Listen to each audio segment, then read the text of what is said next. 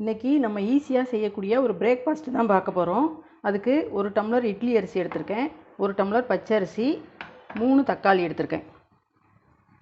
4 மணி நேரத்துக்கு முன்னாடி நான் அரிசி ரெண்டையும் நல்லா களைஞ்சிட்டு ஊற வச்சுருக்கேன். அதோட 3 வரமிளகாயும் சேர்த்து ஊற வச்சுருக்கேன். அது கூட நம்ம அந்த 3 தக்காளி, கொஞ்சமாக இஞ்சி, 3 பல் பூண்டு, கொஞ்சம் பெருஞ்சீரகம் எல்லாத்தையும் சேர்த்து அரைச்சிக்கணும். இப்போ தக்காளி தவிர மற்ற எல்லாத்தையும் சேர்த்துக்கலாம். தக்காளி கடைசியாக தான் சேர்த்து அரைக்கணும்.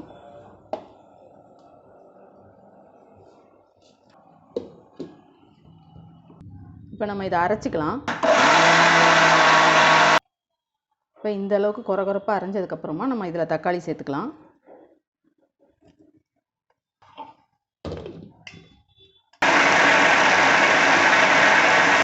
இப்போ பாருங்கள், இந்த அளவு நைஸாக அரைச்சாச்சு. இதை நம்ம இந்த பவுலில் சேர்த்துக்கலாம். இதில் தேவையான அளவு உப்பு சேர்த்துக்கலாம், கொஞ்சமாக பெருங்காயம், பொடியாக நறுக்குன கருவேப்பிலை, ஒரு அரை ஸ்பூன் சீரகம், எல்லாத்தையும் சேர்த்து நல்லா கலந்து விட்டுக்கலாம். இது தோசை மாவை விட கொஞ்சம் நீர்க்க இருக்கணும். மாவு ரெடி ஆயிடுச்சு, நம்ம தோசை சுட ஆரம்பிச்சிடலாம். இப்போ தோசை கல் நல்லா காஞ்சிருச்சு, நம்ம தோசை ஊற்ற ஆரம்பிச்சிடலாம். மாவு இந்த மாதிரி நீர்க்க இருக்கணும்.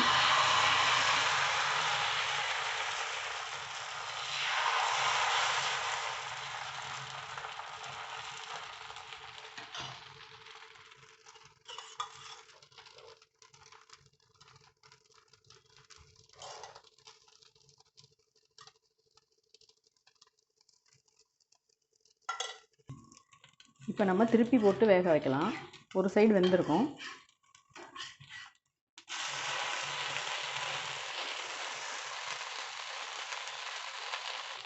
இந்த தக்காளி தோசைக்கு எண்ணெய் நிறைய ஊற்றணுங்க, அப்போ தான் டேஸ்ட்டாக இருக்கும்.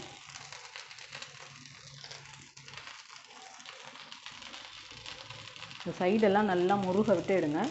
தேங்காய் சட்னியோடு சாப்பிட்றதுக்கு ரொம்ப ரொம்ப நல்லாயிருக்கும். இப்போ தோசை ரெடி ஆயிடுச்சுங்க, எடுத்துடலாம்.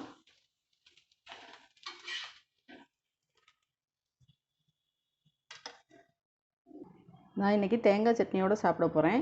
இது கொத்தமல்லி சட்னியோட அல்லது சர்க்கரையோட எல்லாத்தோடையும் சாப்பிட்லாம், ரொம்ப நல்லாயிருக்கும்.